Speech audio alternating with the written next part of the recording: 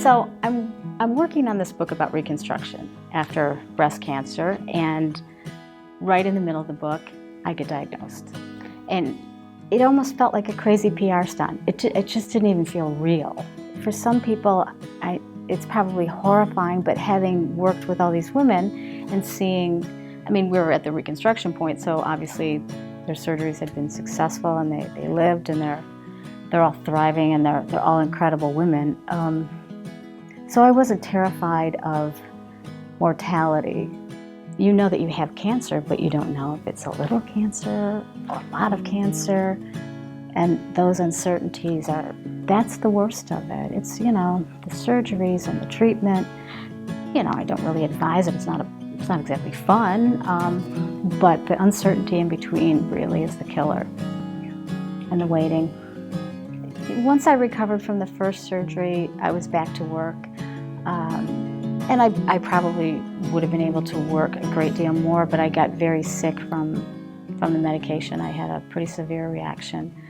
And more than anything, it's made me realize that the people that I'm surrounded by, especially at the Free Press, are just incredibly wonderful people.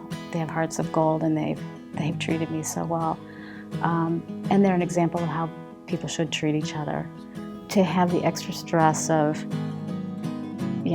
get back to work right away, or to not even know if you'll have a job to go back to. There's so few resources for women who just need to pay the bills, who have no income while they're going through it. It just seems almost inhuman.